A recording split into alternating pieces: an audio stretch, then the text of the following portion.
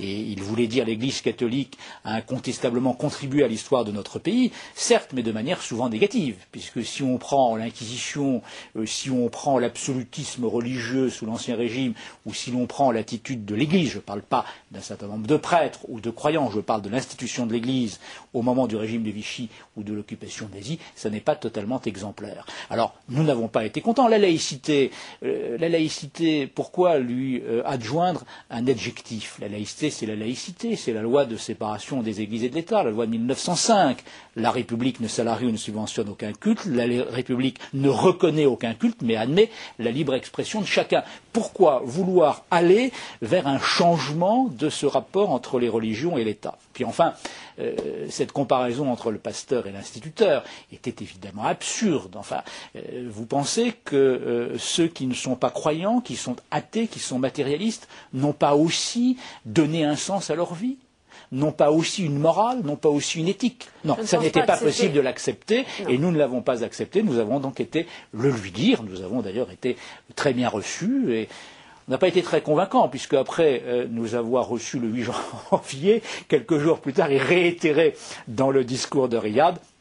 Mais enfin, nous ne désespérons pas de le convaincre, et c'est la raison pour laquelle nous l'avons invité à venir au siège du Grand Orient de France. Pour ça, quand vous dites que nous n'avons pas été très écoutés, puisque quelques jours plus tard, il rééditait, au fond, quand vous êtes reçu à l'Élysée, vous souhaitez être totalement écouté, être, disons, avoir une influence telle qu'il cesse ce type de discours.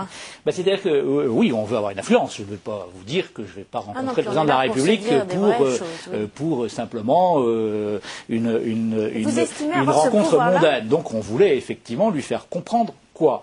Lui faire comprendre que la question n'est pas de critiquer les conceptions personnelles qu'il peut avoir de la vie ou de l'existence, mais c'est le chef de l'État, c'est le président de la République. Et jamais un président de la République n'avait été aussi loin dans la manifestation de ses conceptions personnelles. Donc nous avons voulu lui rappeler que la laïcité était inscrite dans la Constitution et qu'il nous semblait que le président de la République, qui est au fond le président de tous les Français, avec leurs différentes sensibilités, leurs différentes cultures, leurs différents modes d'approche de la connaissance et de l'homme, eh bien qu'il devait naturellement respecter l'ensemble de ses sensibilités.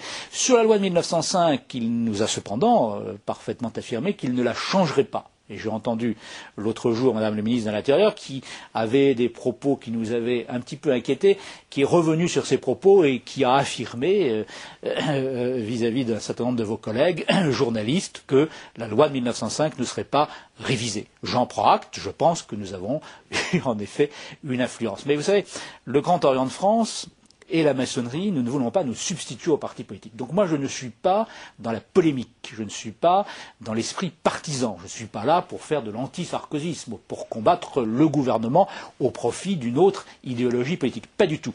Je suis là pour affirmer des valeurs et des principes. Nous les avons affirmés, nous avons rencontré le président de la République et nous lui avons dit, Monsieur le Président, si vous voulez montrer que vous attachez aussi une importance à la franc-maçonnerie ou à une autre dimension du monde, venez au Grand Orient de France, le dire, et dire notamment votre attachement à la loi de 1905. Alors je pense que nous allons le faire, c'est en train d'être organisé. En quoi c'est important ça, ce retour-là? Il y a eu l'aller et puis il y a le retour. C'est important d'abord pour les francs-maçons, c'est-à-dire que c'est la reconnaissance de la République à l'apport de la franc-maçonnerie à l'histoire politique et culturelle de la France, puisque le président de la République avait manifesté au contraire beaucoup d'intérêt pour la religion. Moi je ne suis pas contre la religion, la laïcité c'est pas d'être contre la démarche religieuse, ce qui est parfaitement légitime, c'est d'assurer un équilibre entre différentes démarches philosophiques. Donc c'est important qu'ils viennent justement dire il y a aussi la franc-maçonnerie, au-delà de la franc-maçonnerie, la pensée athée, la pensée agnostique, la pensée matérialiste.